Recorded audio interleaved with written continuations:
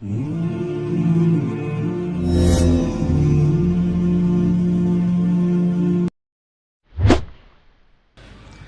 القيامة مؤمنان جنة سقبتو سايد توك يتشاوطال وأقبل بعضكم على بعض يتساءلون إلى الله كفلو ود كفلو زرو وري جمرالو يورق አልጋዎች ላይ ሆነው አንዱ ሙእሚን ሌላኛውን ይጠይቀዋል አላህ እኔና አንተን መቼ ነው ወንጀላችን የማረን መቼ ነው ለዚህ አበቃን ብሎ ሲለው አላህ እነሱን የማረባቸውን ቀን ያስታውሳቸውና ታስታውሳለህ እንደ ይለዋል ያኔ እዚህ ቦታ ላይ ተቀምጠን ስለ አላህ ስናወራ አላህ በዛች ቀን ነው የማረን ብለው ይላሉ ነብዩ መሐመድ ሰለላሁ ዐለይሂ ወሰለም ይሄ ቀን ይስብስብ ይሰዓት ያ ቀን እንዲያደርግልን አላህ እንመናኛለን اللهم اجعل ስለ ዓላማ መኖር ዶክተር መሐመድ ዘይን በስፋት አጫውቶናል እኔ አንድ ሁለት ነጥብ ልጨምር ርዕሱን በህይወት መንገድ ላይ ብየዋል ህይወትን ስንኖር ብንከተላቸው ስኬትን የሚሰጡን የህይወትን ጥፍጥና በደንብ እንድናጣጥም ያደርጉልናል አንድ 5-6 ምክሮችን አጋራቸዋለሁ أسأل الله التوفيق والإخلاص والسداد والصواب عندኛው ያለ ዓላማ አትኑር አንድ አባት ተጠየቁ በህይወቱስ ትልቁ ሸክም ምንድነው ተባሉ አባት ሲመልሱ ምን አሉ ምንም ነገር አለመሸከም አሉ ኃላፊነት ሳትሸከም ሚና ሳይኖር ህይወትን መግፋት ትልቁ ሸክም ህይወት ውስጥ ግብ ይኖራል አሳክተነው ምናልፍ አንድ ነገር ይኖራል ታሪክ ስናገላብጥ ምንታወስ አንድ ሰው ነው وكن رجلا إن أتوا بعده يقولون مر وهذا الأثر سوهن سوش كانت بوهلا سيمتا مر إهو بزي الفوال ميلوت سوهن وهذا الأثر فانا وهذا لندي أقواكمو تهدو انستيوشن جنبتو تهدو مسجد ያስመረቀው መርከዝ ፋና ምድር ላይ ይታይ ዝምለ እንዳታልፍ ትናንት አብደላህ ወንድሜ ሲናገር ነጃሽን ከመሰረቱት ሰዎች ውስጥ ረሂመሁላህ ያለው አንድ ግለሰብ አለ ሰው ያልፋል ማለት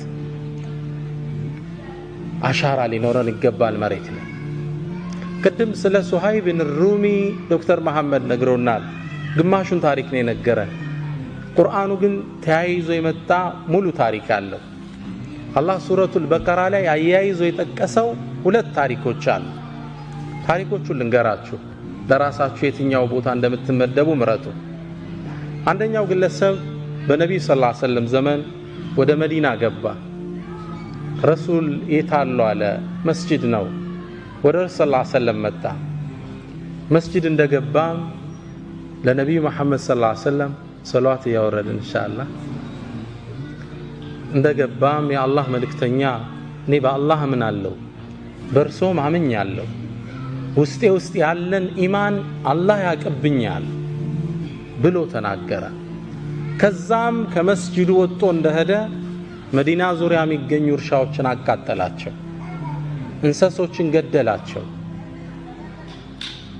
በጣም የሚኮንን ስራን ሰራ አላህ ክስተቱን ያየው ነበርና ይህ መጥፎ ሞዴል የህይወት ግቡ የተዛባበትን ግለሰብ እንደ ሳምፕል አላህ ቁርአን ላይ ተቀሰለን ومن الناس አለ ከሰዎች ውስጥ አለ من يعجبك قوله في الحياة الدنيا በዱንያ ህይወቱ ላይ ንግግሩ የሚገርም የማይተገብረውን የሚያወራ ويشهد الله على ما في قلبه ደሞ የድፍረቱ ውስጤ ኢማን አለ ያለ አላህን ያስመሰክራል እኔ ልንገር መሐመድ وهو ألد الخصام ድንበር ያለፈ ተከራካሪ وإذا تولى كانتم زر ብሎ ሲሄድ ያረጋው ልንገር سعى في الأرض መሬት ላይ ሮጠ ليفسد فيها መሬት ሊበክል ويهلك الحرث والنسل ዘርንና አዝርዕትን ሊያጠፋ የተንቀሳቀሰ ሰው ነው ይህ ሰው በመጥፎ ሞዴል አላህ ጠቀሰው ቁርአን ላይ ከዛው ስራ ያይዞ አላህ አንድ ታሪክ አስከተለ። ግለሰቡ ቁረይሽ ውስጥ ቢኖር ሱሃይብ ብን ሩም የሚባል ወጣት በነብዩ ሰለላሁ ዐለይሂ ወሰለም አምኗል፣ ወዷቸዋል፣ ወደ እርሳቸው ለመሰደድ ጓጉቷል።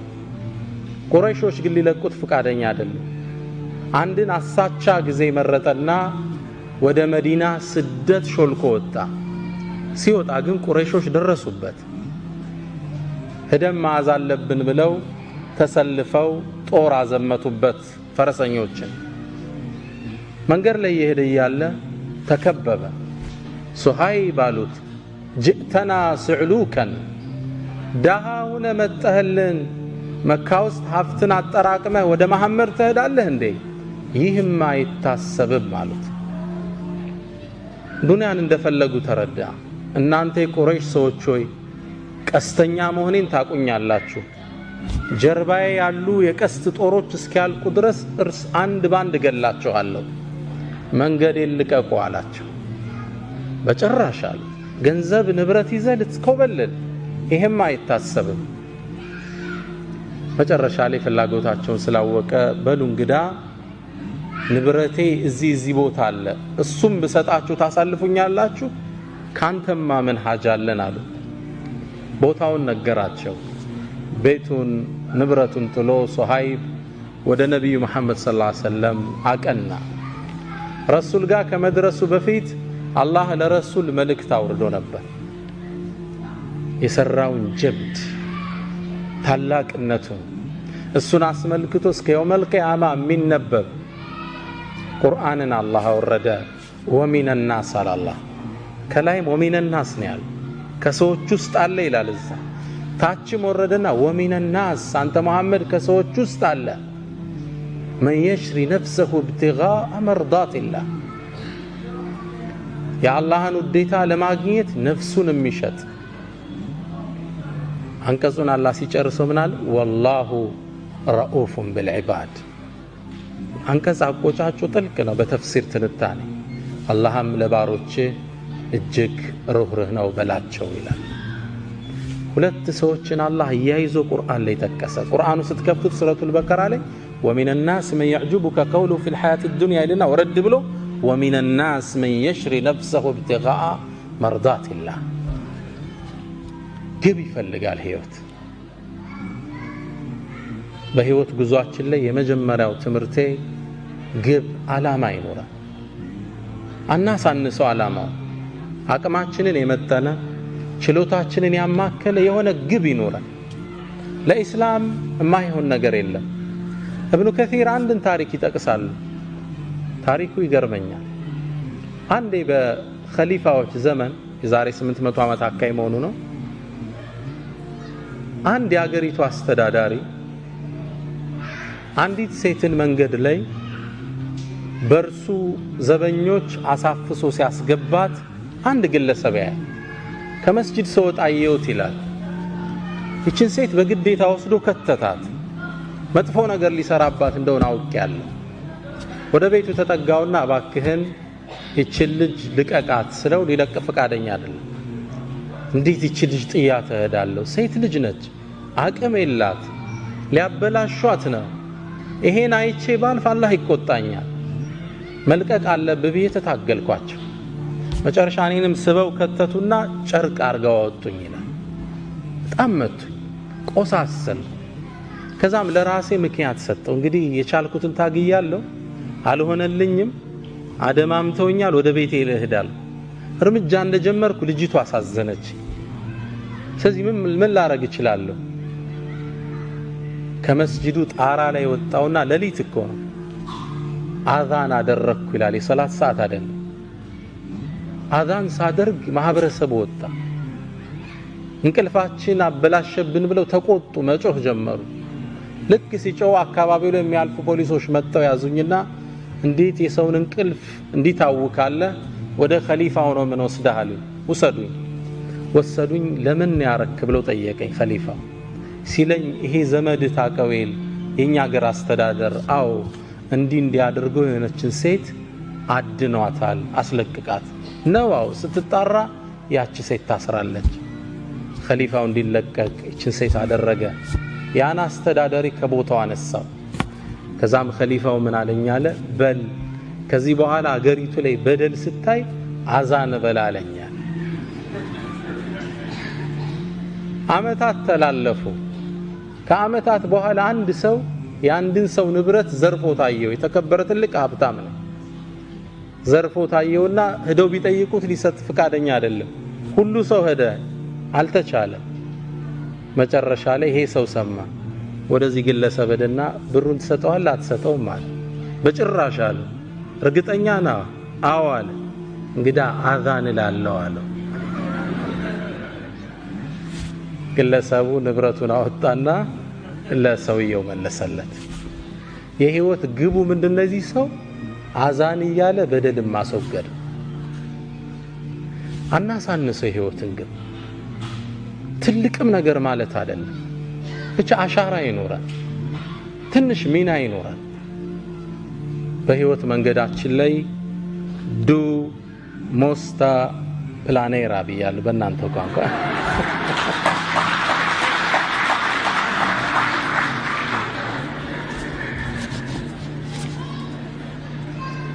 ከሁለት ወር በኋላማ በስዊዲሽ ነው ማስተምራችኋል ኢንሻአላህ። ሁለተኛ በህይወት መንገዳችን ላይ መጀመሪያው ጎል ይኖራል። ሁለተኛ መልካም ስነ ምግባር የልብ መክፈቻ ቁልፍ መሆኑን እንረዳለን። እህቶች፣ ወንድሞች እናንተ የምትኖሩበት ሶሳይቲ ሙስሊም ያልበዛበት ማህበረሰብ ነው። ምናልባትም ሙስሊምን በትክክለኛ እስልምናን የማያውቅ ማህበረሰብ ውስጥ ትገኛላችሁ።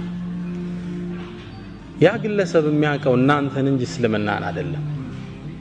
እስልምና ትዝ ሲለው በስራ አብሮት የሚሰራው መሐመድ ወይም ፋጢማን ነው ያ ግለሰብ የሚያስታውሰው።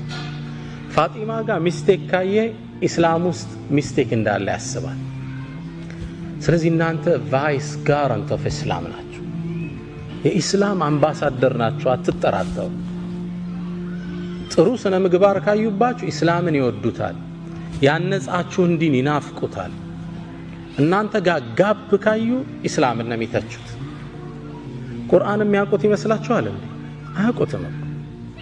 ከናንተ መሃል አንድ ሰው አስነስቼ የቡድሃን መጽሐፍ የሚያውቃለ ብል የሚመልስልኛል አለ? ትርጉሙን አይደለም አይቶት የሚያውቃለ መጽሐፉ? አታውቁትም። የምታውቁት ቡድሂስቱን ብቻ ግለሰብ። ግልጽ ነው። የምታውቁት ግለሰቡን ነው። ጥሩ ከሆነ እነዚህ ቡድሃዎች ግን ጥሩ ሰዎች ናቸው ትላለህ። በሂደት ምን ትላለህ? መጽሐፋቸው ምን ቢሆን ነው ሃይማኖታቸው ትላለህ። በሰውየው መማረክህ ወደ ዲኑ የሚያዳርስህ በር ነው። እናንተ ፕሮግራም ተሰጥቷችሁ አርፍዳችሁ ስትሄዱ እነዚህ ሙስሊሞች ፕሮግራም አይጠብቁም ነው የሚል እምነቱን ነው ባንድ የሚያወግዝ። እናንተ ሀገር መጥቶ ስኮላርሺፕ ስለተማረ እዚሁ አውሮፓ ውስጥ አንድ ሱዳናዊ የጻፋት መጣጥፍ ልቤን ነካችኝ። ግለሰቡ ርዕሱ ላይ ምን ይላል? ሌባ ነኝ እንዴ ይላል ርዕሱ። ሌባ ነኝ እንዴ? ምን ገጥሞት ይሆን? በምኖርበት ትምህርት ቤት ውስጥ ይላል ከትምህርት ቤቱ በሚሰጠን ብር እየወጣን እቃ የምንገዛበት አንድ ሱፐር ማርኬት ነበር። እዛ ሱፐር ማርኬት ውስጥ ወጥቼ እቃ ገዝቼ ገባለሁ ሁሌ። ከዛ አንዴ ስወጣ ሁሌ የምገዛው አንድ የምግብ አይነት አለ።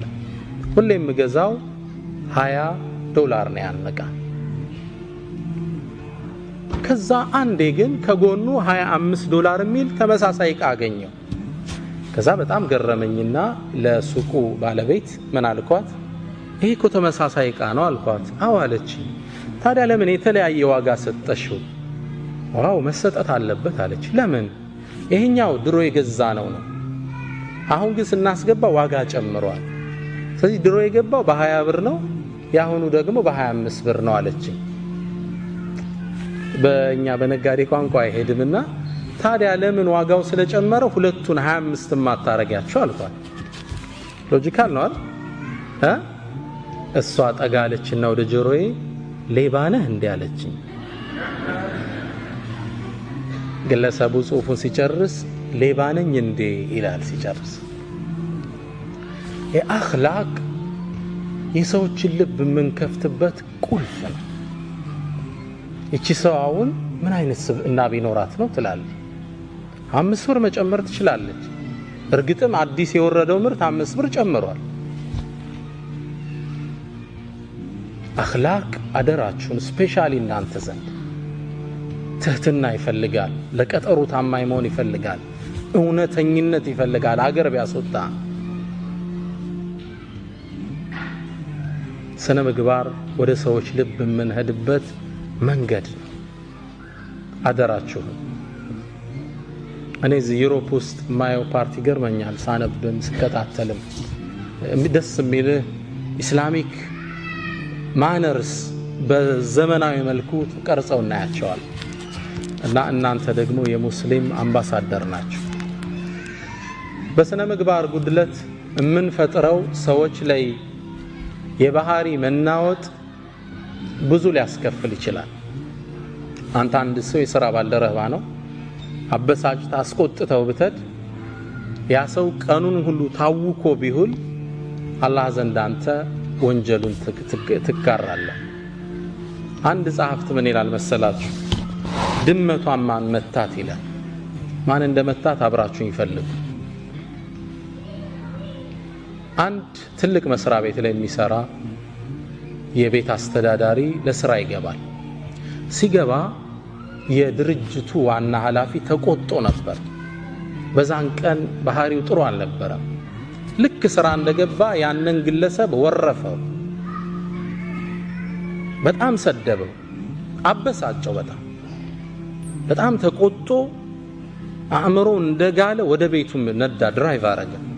ቤት ሲደርስ በሩ ጋር ማን ጠበቀችው? ሚስቱ ጠበቀችው። ከዛ የተቀበለው ሙቀት አዘነበባት። እህቶች አላህ ያስችላችሁ። ያው ባሎች ሲቆጡ እናንተ ላይ ነው አርም ያሳርፉት።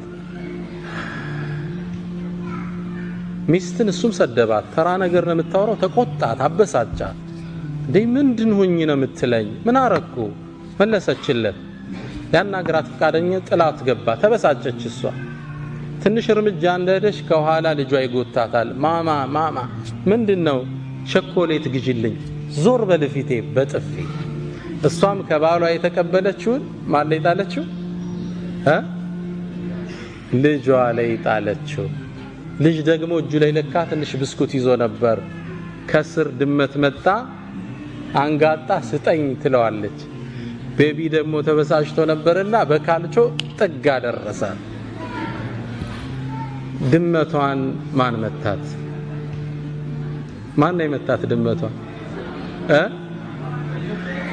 ማን? መሐመድ። የመጀመሪያ አበሳጨው የካምፓኒው ማናጀር። ትስማማላችሁ? የስ ማሙሽ አይደለም የመታት። ቤተሰቡ የተቀባበለው መጀመሪያ የተለቀቀበትን ሰዓት ነው። አንተ አንድ ሰው ላይ የምትፈጥረው መናወጥ፣ የስነ ምግባር ጉድለትህ ብዙ ፋሚሊ ሊያዛባ ይችላል። ስነ ምግባር ወደ ሰዎች ልብ የምንሄድበት ምንድነው? መክፈቻ ቁልፍ ነው። በህይወት ጉዟችን ላይ ጥሩ ስነ ምግባር ይኑረን። ሁለተኛው ምክሬ እሱ ነው።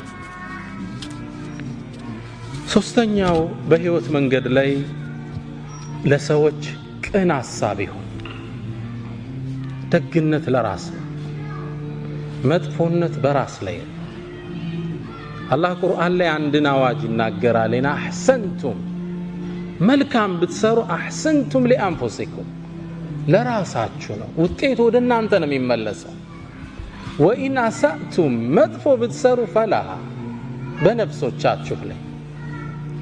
ደግነት የህይወት መርሃችን ይሁን። በህይወት ጉዟችን ላይ ኢንሻአላህ ደግ እንሰብ፣ ለሰዎች መልካምን ለማድረግ እንሰብ። ደግነት ነፃነት አለ። ፈላስፋዎች ሁሉ ዓለም ላይ ያለፉ ፈላስፋዎች ፊሎሶፈርስ በሁሉም ሐሳብ ላይ ተለያይተዋል። ስለ አላህ እንኳን ተለያይተዋል። የነ ኒቼን መጽሐፍ ብታነብ God is dead የሚለውን ሐሳባቸው መፋለስ ታየዋል። በአንድ ሐሳብ ላይ ግን ተስማምተዋል።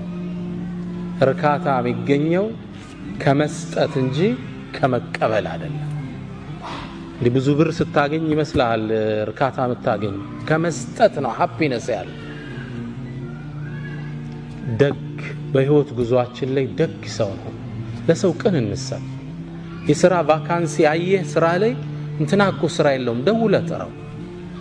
እህቴ የሆነ ጥሩ ሰው አየሽ እገሌ እኮ ለእንትና እንዲህ ሊሆናት ይችላል። ቅን ማሰብ ለሰው። ለሁለቱም የቁርአን አንቀጾች ሁለት ምሳሌ ልስጣችሁ። ኢና አሕሰንቱም ሊአንፉሲኩም፣ ደግነት ለራስ ነው። ዶክተር ራቲብ ነቡልሲ ያወሩት ታሪክ ነው። እርሳቸው ስላወሩት ነው እኔም ታሪኩን ደግመው። አንዴ ይላሉ አንድ የመስጂድ ኢማም ኸጢብ አሰጋጅ ናቸው፣ ትልቅ ዓሊም ናቸው። በህልማቸው አንድ የሚገርማቸውን ህልም አዩ። በህልማቸው ያዩዋቸው ነቢዩ መሐመድን ሰለላሁ ዐለይሂ ወሰለም። አላህ ሁላችንን ይወፍቀን ኢንሻአላህ። ነቢዩ መሐመድ ሰለላሁ ዐለይሂ ወሰለም ሐዲስ ላይ እንደሚሉት መን ረአኒ ፈቀድ ረአኒ ፈኢነ ሸይጣነ ላ የተመሰሉ ቢ፣ እኔን ያየኝ አይቶኛል፣ ሸይጣን በእኔ መመሰል አይችልምና ይላሉ። አላህ እርሳቸውን ከሚያዩት አላህ ያድርገን።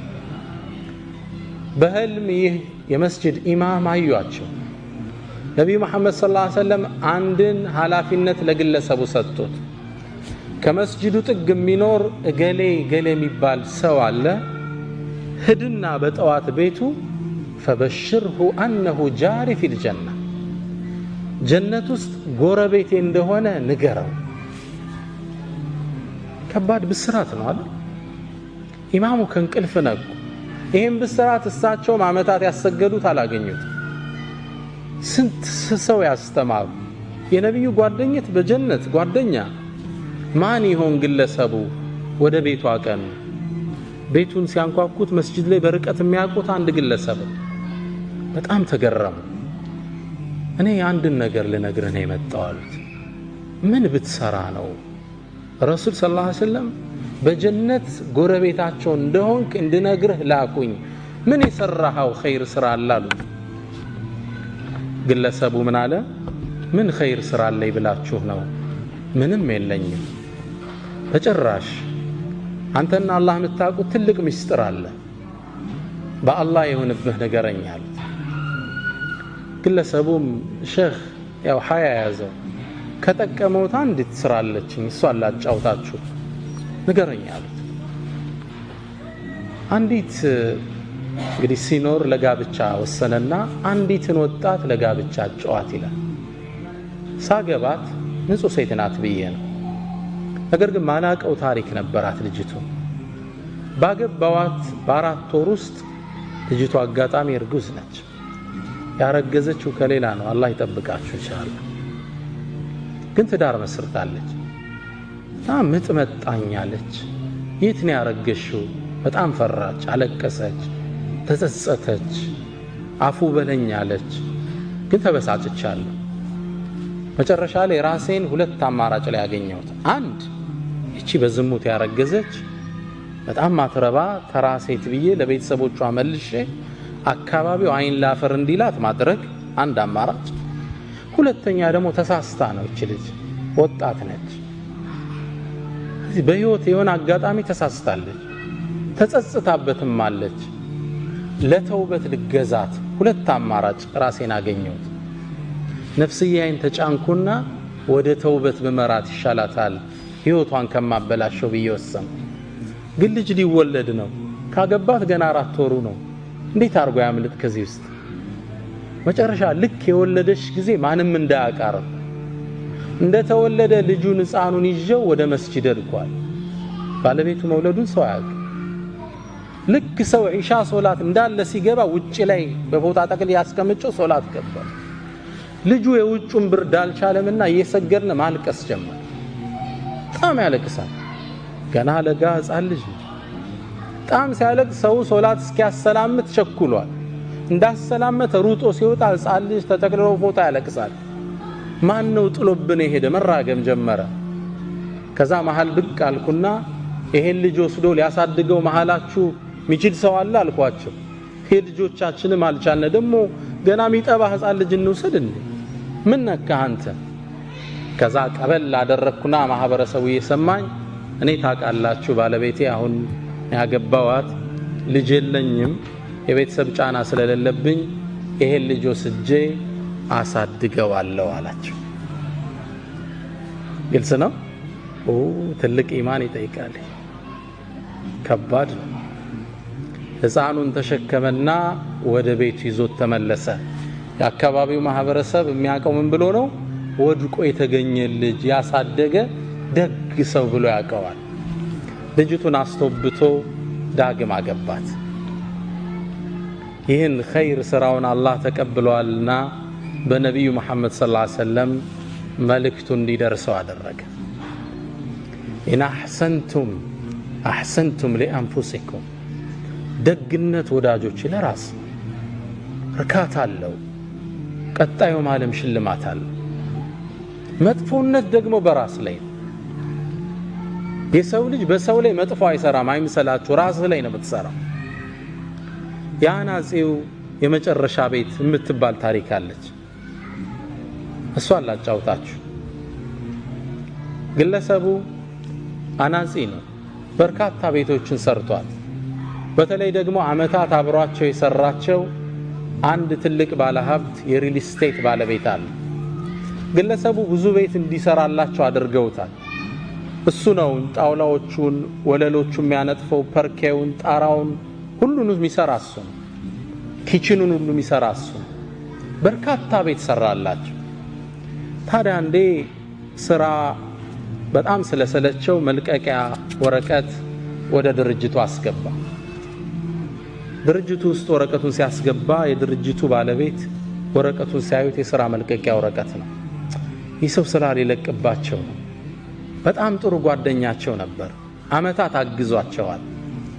ከዛም ምን አሉት? በል ስራውን ልትለቅ ወሰንካው፣ እንግዲህ አንድ ነገር ላስቸግረ። ምን አላቸው? የመጨረሻ አንዲት ቤት ስራልኝ ማስታወሻ ትሆነኛሉ። ሰውየው ለመስራት ፍቃደኛ አይደለም። መጨረሻ ግን ከነበራቸው ቆይታ አንፃር ይሻላቸው።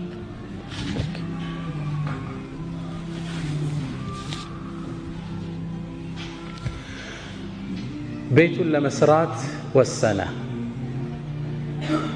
ለመስራት ግን ፍላጎት አልነበረው። መጨረሻ ላይ ቤቱን ከመስራቱ በፊት እቃዎቹ ቀረቡለት። ይህን ስራ በጥራት ብሰራው አይሸልምም፣ ባልሰራውም ስራ እየለቀኩ ነው፣ ምን ገደደኝ ብሎ ወሰነ።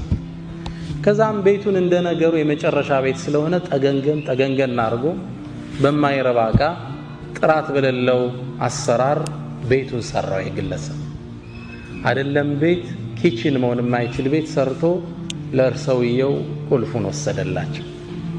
ሰውየው ደግሞ ቁልፉን እንደተቀበሉ ወዳጄ ወይ አሉት ዙረው፣ ይህም ቤት ስራልኝ ያልኩ ለኔ አልነበረም፣ አመታት ከኔ ጋር ሰርተሃል፣ ለአንተ ማስታወሻ እንዲሆን እፈልጋለሁ። ወኢን አሳእቱም ፈለሃ፣ ይህ ቋሚ ህግ ነው፣ እንዳትጠራጠሩ። ደግነት ለራስ ደግ ነው። ደግ ከመሆን የሰው ልጅ ምን ይከስፋል?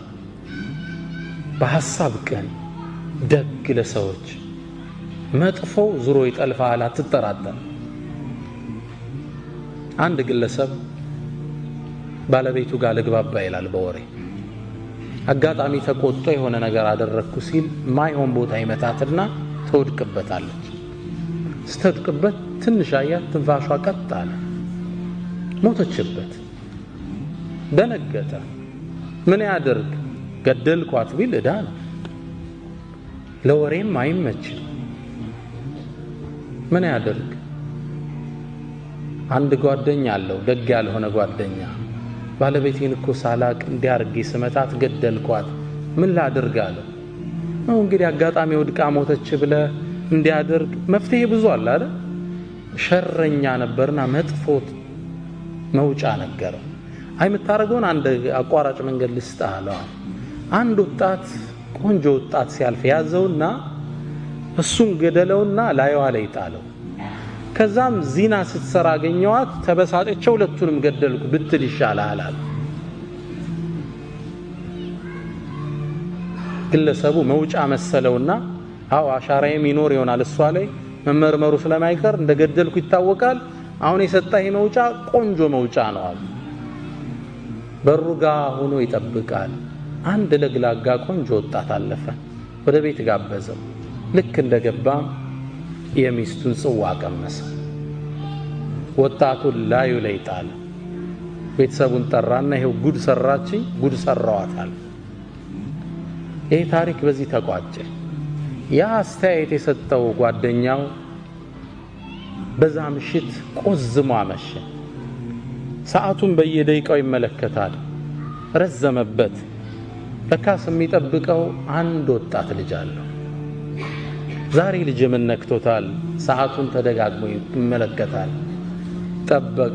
ጠበቀው አልመጣ ልጅ ይሰው እንቅልፍ ሳያገኝ አደረ ጠዋት ወሬ ሲያጣራ የተገደለው ልጅ ማን ነበር የራሱ ልጅ ነበር ወኢን አሳእቱም ፈላ በህይወት ጉዟችን ላይ ሶስተኛው ምክሬ ደግነው ቅን እንሁን ለሰዎች ለውጥ እንሳብ ለህትሽ እድገት ሐሳብ ይሁን ማንን ይጎዳል ደግነት ማንስ ነው ደጉ ነው የጠፋው ደግነት ዋጋው ወደ ራስ ይመለሳል በህይወት ጉዞህ ላይ ሌላው አራተኛው ምክሬ ሁሌም ተሐድሶ ያስፈልጋል ሁሉም የህይወት ክፍሎችህን ሁሌም ልታንጻቸው ይገባል የሰው ልጅ አራት ነገሮች እንዳሉት ይታመናል አእምሮ መንፈሱ አካሉና ስሜቱ ማይንድ ቦዲ ኢሞሽን እና ስፒሪት ይሉታል አራት ነገሮች አሉ እነዚህ በህይወት ጉዞህ ላይ ሁሌም እድሳት ያስፈልጋቸዋል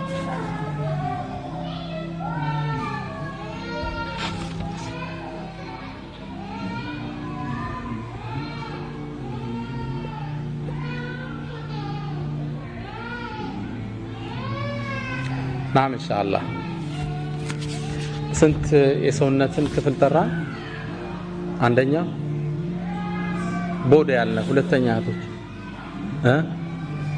ምን አለ አእምሮ አለ ሁለተኛ ሶስተኛ ምን አለ ስሜት አለ ኢሞሽን አለ አራተኛ ዋናውን ረሳችሁ ስፒሪት መንፈስ አለ ሰው እነዚህ አራቱን ሁሌም ማደስ ጥገና ያስፈልጋቸዋል ባላንስድ ላይፍ ምን እንለዋለን እነዚህ ማሟላት አለበት አእምሮ በንባብ መልካም ነገር በማዳመጥ ሐላል የሆኑ ፊልሞችን ቢሆን በመመልከት አእምሮ ይፋፋል ይዳብራል ግልጽ ነው አካል ፊዚካል ኤክሰርሳይዝ በመስራት ባላንስድ ኤክሰርሳይዝ ይሉታል የተመጣጠነ ስፖርት ማለት ነው ብዙ ጊዜኛ ስፖርት በትክክል አንሰራማል ነሸጥ ሲለን ጂም ነዳለን ከዛ ወር እናቆመዋለን ይሄ የበለጠ ያወፍራቸዋል ጥንቃቄ ይወሰዱበት እኔ እየሰራው ኮን ስፖርት መወፈር የሚል ሰው ይገጥማቸዋል ባላንስድ አይደለም ተለጥጠውና ምግብ ይገባል መልሰህ ለዛ ነው ስፖርት በሳይንስ ደረጃ የሚታወቀው በሳምንት 3 ቀን ለ1 ሰዓት ያህል ግልጽ ነው አሊያም 5 ቀን ለ20 ደቂቃ ያህል ፎርሙላው ግልጽ ነው 5 ቀን ለ20 ደቂቃ ያህል ዱብ ዝልዝል ሮጥ ያስፈልገናል አተነፋፈስ ይስተካከላል የሰውነት ሼፕ ይስተካከላል ጥንካሬ አብሮ ይወለዳል አካል መጀመሪያ በስፖርት ሁለተኛ ዳይቲንግ አመጋገብ አለ ግልጽ ነው አመጋገብ የተመጠነ አመጋገብ ከምግብ በፊት 30 ደቂቃ በፊት ውሃ መጠጣት ውሃ አንዳንዴ እየበላ መጠጣት በሳይንሱ አይመከርም ከምግብ በፊት 30 ደቂቃ በፊት ውሃ መጠጣት ውሃ ደግሞ ከምግብ በኋላ እንጠጣ ካለ 30 ደቂቃ ቆይተን መጠጣት አለብን ግልጽ ነው ፍሩት ብዙ ጊዜ ልመዱ ተብሏል አሁን ተቆራርጦ አብሮ ይቀርብልናል የፍሩት አመጋገባችን መስተካከል አለበት ፍሩትስ ከምግብ በፊት 30 ደቂቃ ወይ 1 ሰዓት በፊት ነው መበላት ያለባቸው አሊያም በኋላ ብዙ ጊዜ ምንድነው የሚሆነው ቀይ ወጡ ምን አልጫውን እንበላና ከጎን ደግሞ ሙዝ ብርቱካን ይቀርባል። ከላይ ከበላው ትኩስ ነገር ነውና የገባው ሙዙ ብርቱካኑን ያፈላዋል። ጥቅም የለውም። ሆዴን ነፋኝ ትላለህ አርበልተ ሳይንቲፊክ ሪሰርች ነው መነግራችሁ። ፍሩትስ ብቻቸው መበላት አለባቸው። ቀድመው ይበላሉ፣ ጨጓራ ላይ ተነጥፈው ይቆያሉ ቦታ ቦታ ይዘው። በዛ ላይ ሌላ ምግብ ሲጨመር ለጤንነት ጥሩ ነውና ሁለተኛው ምናድሰው የመጀመሪያው ምንድነው? አካል የስፖርት አንድ፣ ሁለተኛ አመጋገብ፣ ሶስተኛ ስትሬስ ማኔጅመንት ይሉታል ዶክተር ስቲቨን ኮቬ 7 Habits of Highly Effective People የሚል መጽሐፍ አላቸውና እዛ ላይ ሶስተኛው ስትሬስ ማኔጅመንት።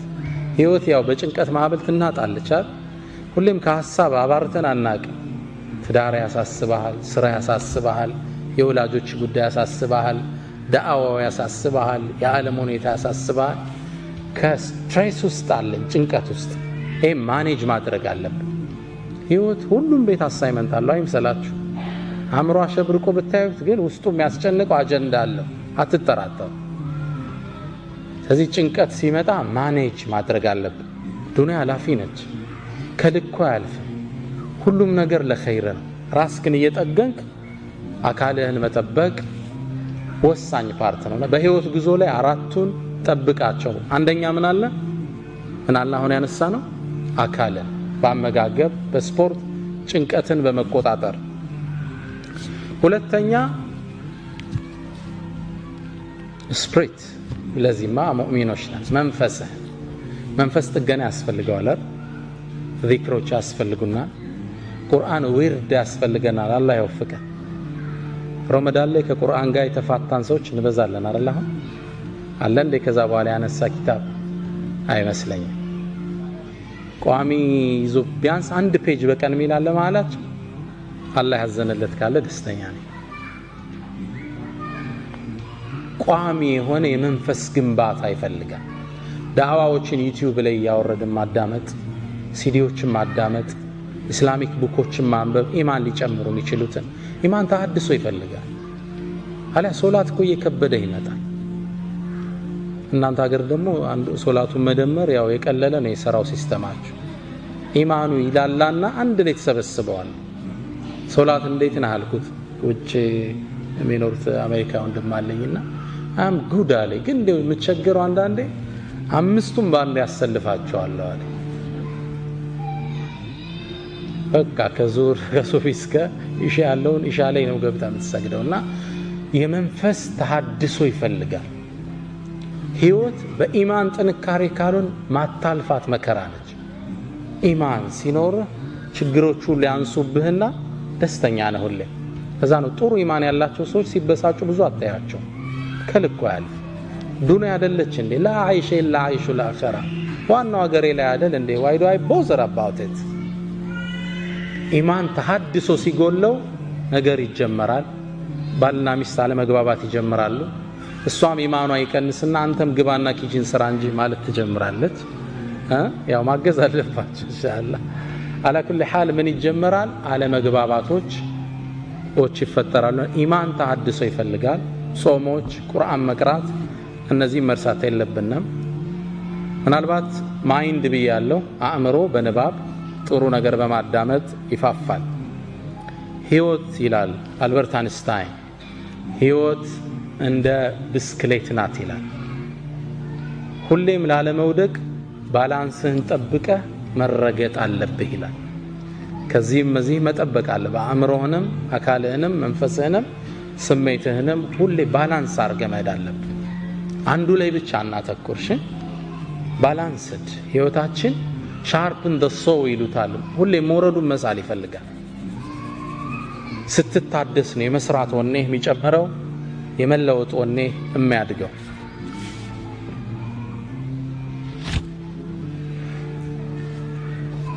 አምስተኛው ነጥብ በህይወት መንገድ ላይ ነጥቦችን የያዛችሁ ነው።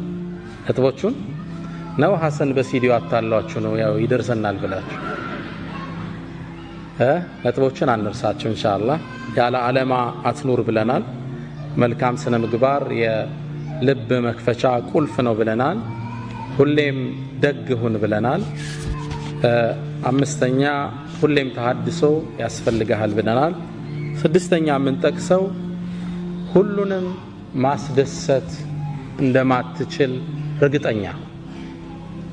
በህይወት ላይ ትልቁ ስተት በሁሉም ዘንድ ትክክለኛ ሆኖ ለመታየት የምናደርገው አጉል ሙከራ። ሁሉም ሊወድህ አይችልም። ሂጃብ ብትለብሺ ጸጉር የለቀቁት ይጠሉሻል። መጠጥ አልጠጣም ብትል አረ ይሄ ገበሬ ነው ፍሪክ አይደለም ይሉሃል እንትና።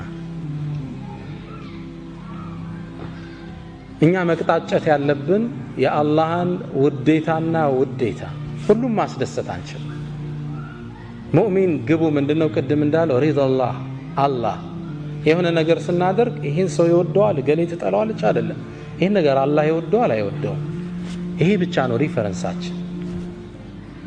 ሁሉንም ማስደሰታችን ሰው የተለያየ ራእይ አለው። ስለዚህ በየሄድንበት እንደ ውሃ ቅርጻችን መለወጥ የለብንም። ትንሽ ፍሪክ ከሆኑት ጋር ስትል የፍሪክ ቋንቋ ማውራት፣ አንደው ሂጃብም ማይደግፉ ስታይ ጸጉርሽን በዚች ብቅ ማድረግ፣ እነዚህ ፓርቶች ፕሪንሲፕል ያለ ሰው ነው። ይሄ እኔ ሙስሊም ነኝ፣ ዱንያ ላይ ግብ አለኝ። ግልጽ ነው። ትምህርት ቤት ላይ እንደማየው ጎረቤት ላይ እንደማየው ሰው ልሆን አልችልም። እኔ ጎል አለኝ ዱንያ ላይ።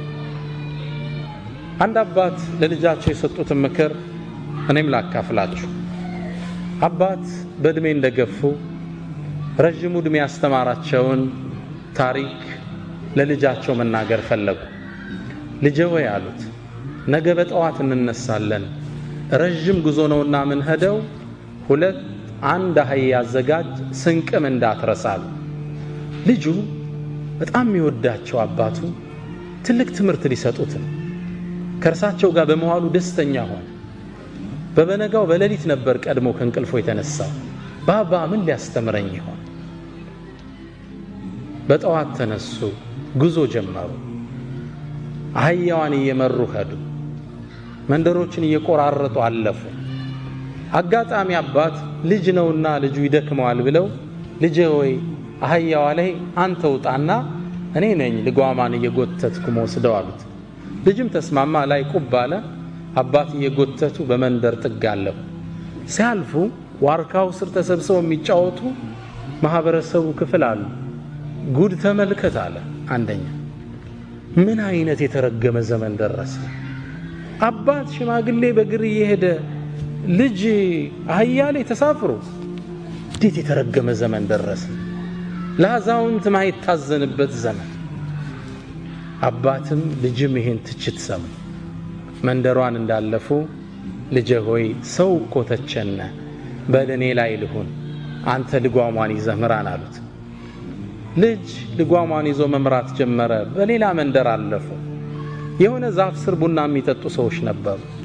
ፀሐይ ነው፣ ያው ቀኑ እየተጋመሰ ነው፣ ፀሐይ በርትቷል። ልጅ ልጓሟን ይዞ ላቡ ጠብ ጠብ ይላል። አባት ደግሞ አህያው ላይ ቁጭ ብለው ይሄዳል። ያ ማህበረሰብ ደግሞ ሌላ ትችት ጀመረ። እዝነት የሌለበት ዘመን አሉ። አሁን ይሄ አንድ ፍሬ ልጅ በእግሩ በፀሐዩ ሲደክም እርሱ ላይ ቁጭ ብሎ ይሄዳል። የአባት አንጀት የሌላቸው አሉ። ግልጽ ነው። አባትም ልጅም ይሄን ትችት ሰማ። ልጄ ወይ ሰማህ እንዴ? አዎ። ታዲያ ምን እናርግ? በቃ ባባ አብረን እንውጣ አባት አለ። ተስማማ። በዚህ ቃል ነው ያላቸው። አባትም ልጅም አህያዋ ላይ ተሳፈሩ፣ ጉዞ ጀመሩ። በሶስተኛው ሀገር ላይ አለፉ። መንደር ላይ ሲያልፉ አሁንም ዋርካው ስር ቡና የሚጠጡ ሰዎች አሉ። አይ ጉድ አለ አንደኛው ተነሳ። እንዲሁ ለዚች ለማትናገረው እንስሳ ማይታዘንበት ዘመን ሁለት ሰው ይወጣባታል። ታሳዝናለች። አይዋት እንደው ይህች እንስሳ አላህ የፈጠራት እንስሳ እንደው መከራዋ ለሁለት። ትንሽ እንዳለፉ ልጄ ሰማህ እንዴ ትችታቸው? አዎ። ምን እናድርግ? በቃ በእግራችን እሷም ትሄድ እኛም እንሄድ አላቸው። ሁለቱ ከፊት ለፊቱ ነው። መንገድ እያቆራረጡ በአንድ መንገድ ጥግ አለፉ። ፀሐዩ በርትቷል። አህያዋ ከኋላ ሁለቱ ከፊት ልጓማን እየመሩ አራተኛው ማህበረሰብ ደግሞ የራሱ አስተያየት ነበር። እንዴት አይነት ጅሎች ናቸው አለ አንዱ ተነስ። አላህ እንስሳን የፈጠረው ልታገለግል አይደል እንዴ? እሷ በግር እነሱ በግር ምን አይነት ደንቆሮች ናቸው። አባታውን ማስተማር የፈለጉት ትምህርት ተቋጨ። ዋርካው ስር ቁጭ ብለው ምግባቸውን ከፈቱና ልጃቸውን እያጎረሱ ልጄ ሆይ የሰውን አስተሳሰብ ልታረከው አትችልም፣ የአላህን አስተሳሰብ ብቻ የአላህን ውዴታ ብቻ ፈልግ አሉት። ሪዳ ናስ ጋየቱን ላ ትድረክ፣ የሰዎች ውዴታ ማይደረስበት ጥግ ነው። ግልጽ ነው። መቅጣጨት ያለብን ይሄን ነገር አላህ ይወደዋል ነው። ሪፈረንስ ፖይንታችን ይሄ ከወደደው ታረገዋለህ። that's your goal in life። በህይወታችን ላይ ማንንም ማስደሰት አንችልም። ስለዚህ በየሄድንበት ፍሪኮች ጋር ስንሆን ቅርጽ እንለውጣለን፣ ዲነኞች ጋር ስንመጣ ቅርጽ እንለውጣለን። የተዛባ ስብዕና ማዝ የለብንና የፕሪንሲፕል ሰው መሆን አለብን ነው ስትል አቋም። ሰዎች እንዲህ አይነትን ሰው ነው ደግሞ በጣም የሚያከብሩት። ኖ እሷ እኮ እንዲያትወድም ይባላል፣ ቋሚ ባህሪው አይታወቅም። ኖ እሱ እንዲህ በጭራሽ አይመቸው፣ እሱ ፊት አታንሳ ይባላል። እንዲህ ግን እጥፍ ምትል ከሆነ ተራሶት ሆናል። ስለዚህ ስድስተኛው በህይወት መንገዳችን ላይ የሰዎችን ውዴታ ትተን የአላህን ውዴታ እንቅጣጭ። ግባችን አላህ ይሁን። ዱንያ አጭር ነች አይደል ወንድሞች? ስንት ዓመት ከፍተኛ 50 60 ሾርት ቱ ሾርት። ምናልባት አብዛኞቻችን እስካሁን የኖርነውን ያህል ላይቀረን ይችላል። አብዛኞቻችን ከኖርነው ሩቡን ነው ከዘውዲያ ምን ጨምረው ምናልባት it's too short። ቅርጽህን መለወጥ የለበት። ፕሪንሲፕል ዋይዝ መሆን አለበት። ዓላማ ያለህ ሰው ጎልህ አላህን ነው፣ ወደሱ መቅጣጨት። ምናልባት እንደ መጨረሻ አንድ አካል መሆናችንን አንርሳ። የትናንቱን ትምህርት ለማጠናከር ነው። ነቢዩ መሐመድ ሰለላሁ ዐለይሂ ወሰለም مثل المؤمنين في تواديهم وتراحمهم وتعاطفهم የሙእሚኖች እኮ እርስ በርስ መዋደድ፣ አንዱ ለአንዱ የሚያሳየው ዘኔታ፣ አንዱ ለአንዱ የሚያሳየው የስሜት ዝንባሌ ከጀሰድን ዋሂድ እንደ አንድ አካል ነው። ሱብሃንአላህ። የረሱል ገለጻ እንዲህ ወደ ጎን ርዝመት የለውም፣ ወደ ስር ነው ጥልቀት ያለ፣ ሆሪዞንታል አይረዝምም። ኦቲቱ ጀዋሚዕል ከሊም ነው የሚለው፣ ነገሮችን ሰብስቤ ማስረዳት ችሎታን አላህ ሰጥቶኛል ይላል። እንዲህ አይረዝምም፣ እንዲህ ነው የሚጠልቀው። የሙእሚኖቹ ማንነት እኮ አሉ እርስ በርስ ሲዋደዱ፣ ሲተሳሰቡ፣ ሲተዛዘኑ ከጀሰድን ዋሂድ እንደ አንድ አካል። ኢዘ ሽተካ ሚንሁ ዑድውን አካል ውስጥ አንድ አካል ሲጎዳ ተዳዓ ለሁ ሳኢሩል ጀሰዲ ቢሰሐሪ ወልሑማ። እጅህን ብትቆረጥ እንቅልፍ ይመጣ አይመጣም? ይሄ ነበር የተቆረጠው። ለምን መተኛት አይችልም? ጥርስህን አሞ እንቅልፍ ይመጣ? ጥርስ ነበር እኮ የታመመ። ሌላው ለምን አይተኛም? እጅ ለምን ነው ማያርፈው? እግር ለምን ነው አደብ ይዞ ማይተኛ? አይተኛም። አንድ ነው። የወንድምህ ጉዳት ያንተ ጉዳት፣ የእህትሽ ውድቀት ያንቺ ውድቀት። አንድ አካል። ለመጠፋፋት ማሰብ የለብንም። አብረን ነው የምንወድቀው። አንዴ ይባላል እኮ ጥርስ ተበሳጨና ምላስ ላይ ዛቻን አቀረባል። ምናባዊ ወሬ ነው። ጥርስ ተበሳጭቶ ነው። አንቺ ምላስ አርፈሽ ቁጭ ካላልሽ ቀርጥፌ ነው ማሳረፍሽ አላት። ግልጽ ነው። እዛው አኝኬ ነው ማሳረፍሽ፣ ስርዓት አድርጌ አላት። እሷም በስጨት አለችና አንተም ስርዓት አልስካልክ አንዱን ተሳድቤ ነው ማስረግፍ አለች። ግልጽ ነው አልት? ግልጽ አይደለም። አንተም ብቻ አይደለም ከነ 32 ቤተሰብን ማስወጣ አለች። መጠፋፋት ነው የሚሆን። ግልጽ ነው። እኔን አንተ ለማጥፋት ስታስብ አንተም አብረህ ነው የምትወድቀው። የሙስሊም ሚዲያ ሆነ መሪህን ስተች፣ መሪው ደግሞ አንተም ቢተች አብረህ ነው የምትወድቀው። መጠፋፋት ይሆን። እዚህ በህይወት ጉዟችን ላይ አንድ አካል እንደሆነ እንሰብ። አንዱ ለአንዱ ጉድጓድ አይቆፍር። አንድ አካል በህይወት ጉዟችን ላይ እንደ አይነት ሰውን ሁን። የመጨረሻ በህይወት ጉዟችን ላይ ጥገኛ ነው። ጥገኝነትን ተጸየፉት። ስራ ለመስራትን በጣም ራቁት። ከማንም ስር ጥገኛት ሰርተን ራሳችን ለማብቃት ከዛም አልፈን ሌላውን ለመርዳት ቁልፍ ሰው ነው። ግልጽ ነው። النبي صلى الله عليه وسلم يقول يد العليا خير من يد السفلى كسر ከሚቀበል እጅ ከላይ የምትጥል እጅ ትበልጣለች ይላል። ሰደቃን እኮ አበረታተዋል፣ ግን ከላይ ሰጪው ነው አላህ ዘንድ የተመረጠ። ከታች ተቀባያት ጥገኛቱን መቼም ቢሆን ፋሚሊ ላይ እንዳትደገፍ። የራስን የላይፍ የሥራ ሲስተም ፈጥረ ራስክን የምትችል ራስክን የምታስከብር ነው። ኢብራሂም ኢብኑ አልአድሃም የሚባሉ አንድ ትልቅ ዓሊም ጓደኛ ነበራቸው። ንግድ ለመውጣት ፈለገ። ካልነገድኩ አለ በል ቀጥል አሉ። ንግድ ወጥቶ እየሄደ ያለ አንድ በረሃ ላይ ደክሞት አረፈ። ሲያርፍ ይህ ግለሰብ አጋጣሚ አላህ አንድን ተአምር አሳየው። ሁለት አሞራዎችን ተመለከተ። ከኔ ጋር ናችሁ? እኔ ጋር ናችሁ? ኢንሻአላህ። ሁለት አሞራዎችን ተመለከተ። አንደኛው አሞራ አይኑ ያያይም አጋጣሚ፣ ሌላ አሞራ ሌላ ቦታ ምግብ ይዞ መጥቶ አፉን አስከፍቶ ምግብ ሲመግበው አየ። ሱብሃንአላህ አለ ግለሰብ። አሞራን በረሃ ላይ የሚቀልብ ጌታ እያለኝ ነው እንዴ ንግድ ብዬ አህያ አሰልፌ የወጣሁት? ወደ ሀገር ያለ መሪውን አዞረ። ከተማይቱም እንደገባ ይህን ትልቅ ዓሊም አገኛቸው። ያ ሼኽ አለ፣ አላህ በረሃ ላይ አሞራ የሚመግብ ጌታ እኔንስ ቤቴ ሆኜ ይመግበኝ የለ ምን ስራ አሰራኝ አላቸው። ኢብራሂም ኢብኑ አድሃም በሳል ነበሩና ትክክልና አሉት። አላህ ይርዝቅሃል፣ ሪዝቅን ማየት ይነሳሃል፣ ግን ለምን ውሩ አሞራ ለመሆን መረጥክ አሉት። ግልጽ ነው። ለምን መጋቢው ማቱ? ለምን ከላይ ሰጪው ማቱ? ለምን ታችን መረጥክ? ከዛም ግንባራቸውን ሳም ማረግና እርሶ ከሉበት ምድር እኔን ማያኖረኝ አላቸው። በህይወት መንገዳችን ላይ ጥገኛ እንዳት። ስራ ክብር ነው፣ ራስን መቻል ኩራት። የመጨረሻው ምክሬ ይሄን ነው። በህይወት መንገዳችን ላይ ዓላማ ይኖረን፣ ጥገኛ እንሁን። ሁሉንም ማስደሰት እንደማንችል አውቀን የአላህን ደስታ እንምረጥ። መልካም ስነ ምግባር ወደ ሰዎች ልቦና የምንገባበት ቁልፍ መሆኑን አንርሳ። ሁሌም ራሳችን ላይ ተሐድሶን እናደርግ፣ ለሰዎቹ ሁሌም ቅን እንሆን።